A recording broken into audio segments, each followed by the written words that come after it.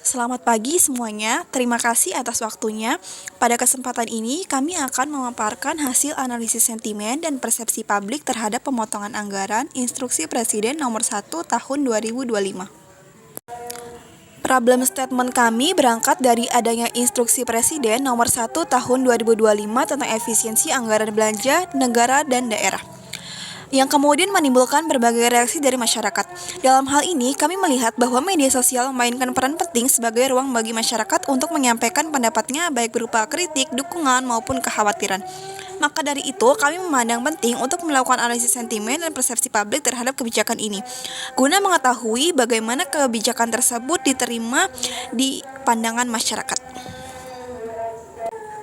Dan juga kami merumuskan 4 pertanyaan utama dalam analisis ini.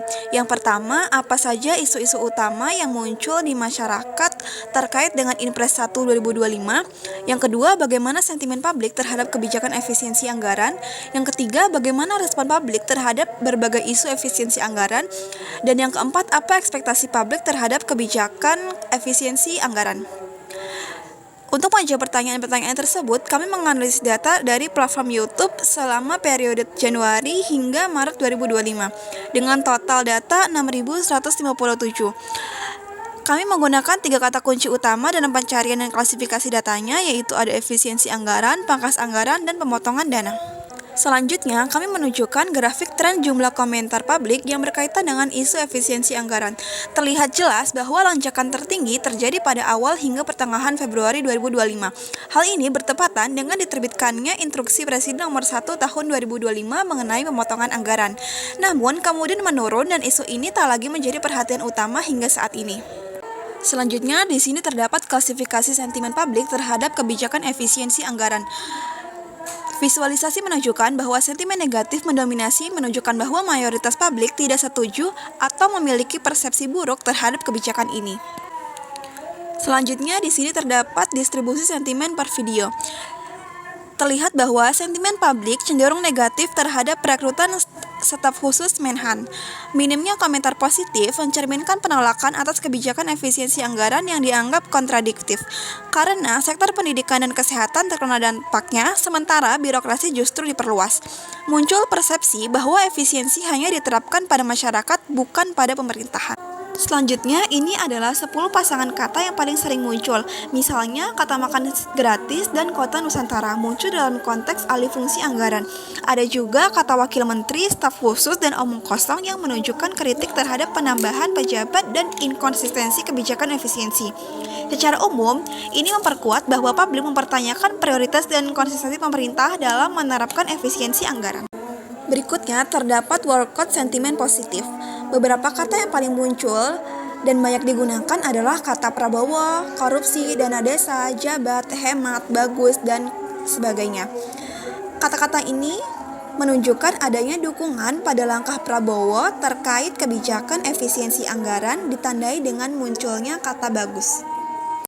Berdasarkan gambar wortling ini, kami menemukan bahwa kata-kata seperti korupsi, dana, dan desa memiliki keterkaitan.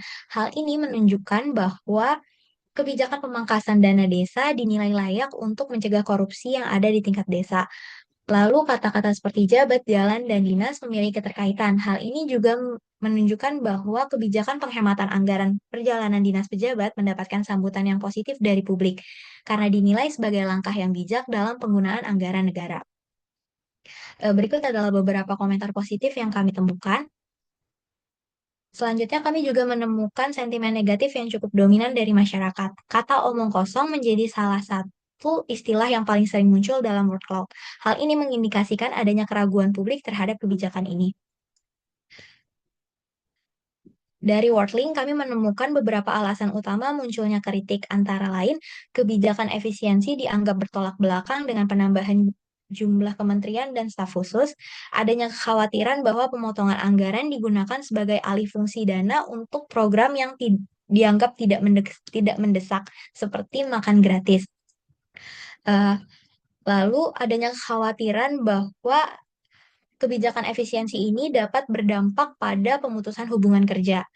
Kemudian ada asumsi-asumsi masyarakat terkait kebijakan ini dibuat hanya untuk menutupi beban fiskal akibat masifnya proyek-proyek infrastruktur dari era pemerintahan sebelumnya.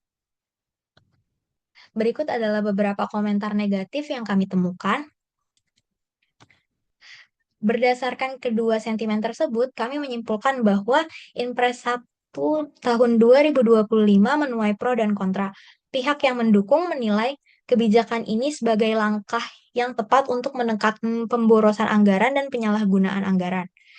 Namun di sisi lain, kritik juga muncul karena kebijakan ini dinilai sebagai kebijakan omong kosong belaka dan berdampak negatif atau merugikan masyarakat.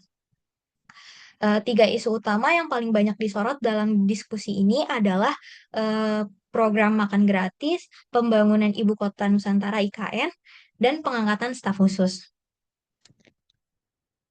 Berdasarkan hasil analisa yang kami dapatkan, kami menyarankan untuk memangkas anggaran yang tidak mendesak seperti anggaran konsumsi rapat pejabat, anggaran mobil pejabat eselon 1, mengurangi birokrasi yang gemuk, mengurangi staf-staf khusus yang tidak perlu, dan program-program yang tidak ada urgensinya seperti MBG.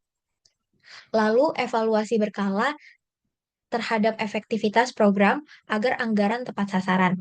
Kemudian, kami menyarankan efisiensi anggaran sebaiknya tidak diberlakukan di sektor penting seperti pendidikan dan kesehatan, karena berdampak langsung pada masyarakat. Kemudian, untuk meningkatkan kepercayaan masyarakat terhadap pemerintah dan kebijakan pemerintah, kami menyarankan untuk melakukan transparansi penggunaan anggaran serta melibatkan masyarakat dalam pengawasan anggaran. Cukup sekian pemaparan dari kami. Kurang lebihnya mohon maaf. Terima kasih.